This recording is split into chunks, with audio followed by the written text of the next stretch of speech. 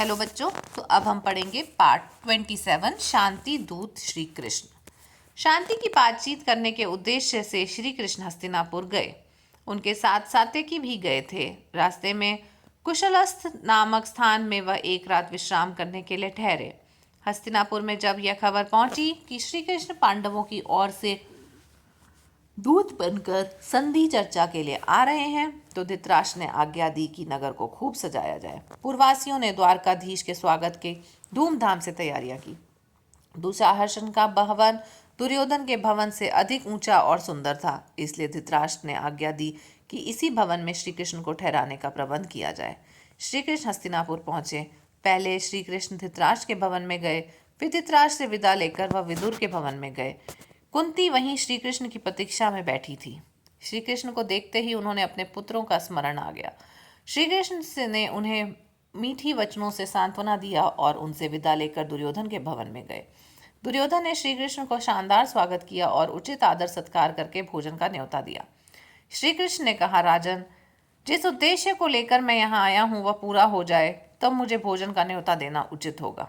यह कहकर वे विदुर के यहाँ चले गए और वहां भोजन करके विश्राम किया। इसके बाद श्री कृष्ण और विदुर ने आगे का कार्यक्रम के बारे में सलाह की। विदुर ने कहा, उनकी सभा में अब का जाना भी उचित नहीं है। दुर्योधन आदि के स्वभाव से जो भी परिचित थे उनका भी यही कहना था कि वह लोग कोई ना कोई कुचरक रचकर श्री कृष्ण के प्राणों तक को हानि पहुंचाने की चेष्टा करेंगे। विदुर की बातें ध्यान से सुनने के बाद श्री कृष्ण बोले, मेरे प्राणों की चिंता आप ना करें। दूसरे दिन सवेरे दुर्योधन और शकुनी ने आकर श्री कृष्ण से कहा, महाराज, धृतराष्ट्र आपकी प्रतीक्षा कर रहे हैं। इस पर विदुर को साथ लेकर श्री कृष्ण धृतराष्ट्र के भवन में गए। वासुदेव की सभा में प्रविष्ट होते ही सभी सभासद उठ खड़े हुए। श्री कृष्ण ने बड़ों को विविध नमस्कार और आसन पर बैठे। राजदूतों तथा सम्भ्रात आदिति सा उनका सत्कार किया गया। उसके बाद श्री कृष्ण उठे और पांडवों की मांग सभा के सामने रखी। फिर वह धृतराष्ट्र की ओर देखकर बोले, राजन, पांडव शांति प्रिय हैं, परंतु साथ ही वह यह भी समझ लीजिए कि वह युद्ध के लिए भी तैयार हैं। पांडव आपको पिता स्वरूप मानते हैं। ऐसा उपाय करें जिससे आप भाग्यशाली बने। यह सुनकर धृतराष्ट्र ने कहा, सभासदों, मैं भी यही चाहता हूँ जो कृष्ण को प्रिय हो।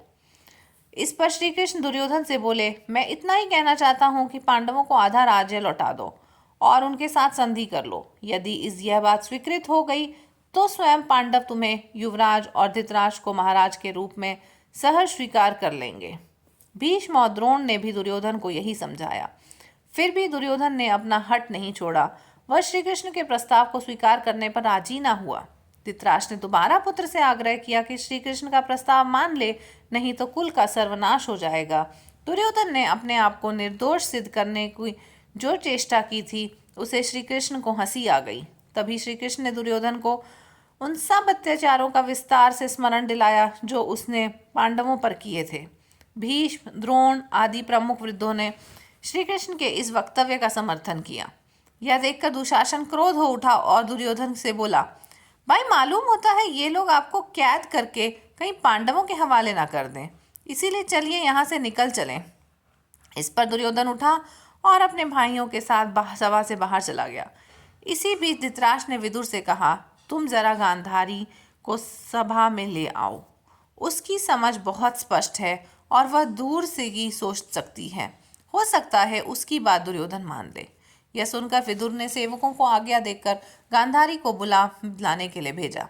गांधारी भी सभा में आई और धृतराष्ट्र ने दुर्योधन को भी सभा में फिर से बुलाया। धृतराष्ट्र सभा में लौट आया। क्रोध के कारण उसकी आंखें लाल हो रही थीं। गांधारी ने भी उसे कई तरह से समझाया, परंतु दुर्योधन ने बात मानने वाला कब था। अपनी माँ को भी उसने मना कर दिया और दोबारा सभा से निकलकर चला गया। बाहर जाकर दुर्योधन ने अपने साथियों के साथ मिलकर एक षड्यंत्र रचा और राजदूत श्री कृष्ण को पकड़ने का प्रयत्न किया। श्री कृष्ण ने तो पहले ही इन बातों को कल्पना कर ली थी। दुर्योधन की यह चेष्टा देखकर वह हंस पड़े। श्री कृष्ण उठे। सात्यकी और विदुर उनके दोनों ओर हो गए। सब सभासदों में विविध आज्ञा ली। सभा से चलकर सीधे कुंती के पास पहुंचे और उनको सभा का सारा हाल कह सुनाया। कुंती ने कहा, श्री कृष्ण, अब तुम ही मेरे पुत्रों की रक्षा हो। श्री कृष्ण, रथ पर आरूढ़ होकर उपलव्य की ओर तेजी से रवाना हो गए। युद्ध अब अनिवार्य हो गया था। श्री कृष्ण के हस्तिनापुर से लौटते ही शांति स्थापना की जो थोड़ी बहुत आशा थी वह भी लुप्त हो गई। कुंती को जब पता चला कि कुलनाशी युद्ध छिड़ेगा ही तो वह बहुत व्याकुल हो गई। चिंता के कारण आकुल हो रही कुंती अपने पुत्रों की सुरक्षा का विचार करती हुई गंगा के किनारे पहुंची, जहां कर्ण रोज संध्या वंदन किया करता था। मध्य के बाद कर्ण का जाप पूरा हुआ तो उसे यह जानकर असीम आश्चर्य हुआ कि महाराज पांडु की पत्नी और पांडवों की माता कुंती ही उसका उत्तरीय सिर पर खड़ी थी। कर्ण ने शिष्टापूर्वक अभिनंदन करके, आज्ञा दीजिए, मैं आपकी क्या सेवा करूं? कुंती ने गदगद स्वर में कहा, कर्ण, यह न समझो कि तुम केवल सूत पुत्र ही हो। ना तो तुम राधा तुम्हारी माँ है, ना अधिरथ तुम्हारे पिता हैं। तुमको यह जानना चाहिए कि राजकुमारी पृथा की कोख में तुम उत्पन्न हुए हो। तुम सूर्य के अंश हो। थोड़ा सुस्ताने के बाद वह फिर बोली, बेटा, दुर्योधन के पक्ष में होकर तुम अपने भाइयों से ही शत्रुता कर रहे हो।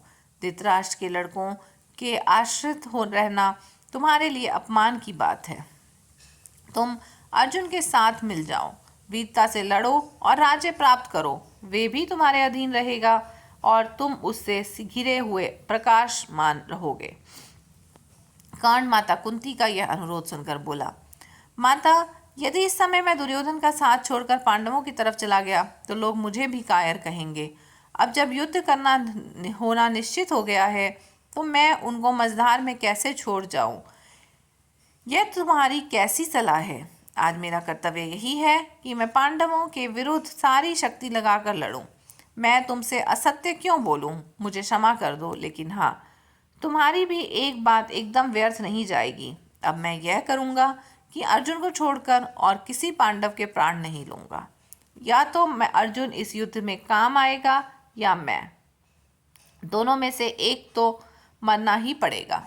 शेष चारों पांडव मुझे चाहे कितना भी तंग करें, मैं उनको नहीं मारूंगा। माँ, तुम्हारे 5 पुत्र हर हालत में रहेंगे, चाहे मैं मर जाऊं चाहे अर्जुन। हम दोनों में से एक बचेगा और बाकी 4 तो रहेंगे ही। तुम चिंता ना करो। अपने बड़े पुत्र की ये सारी बातें सुनकर माता कुंती का मन बहुत विचलित हुआ, परंतु उन्होंने अपने गले से लगा लिया और बोली, तुम्हारा कल्याण हो। कर्ण को इस प्रकार आशीर्वाद देकर कुंती अपने महल में चली गई। तो ये था हमारा पाठ 27। आशा करती हूँ कि ये आपको पाठ पसंद आया होगा।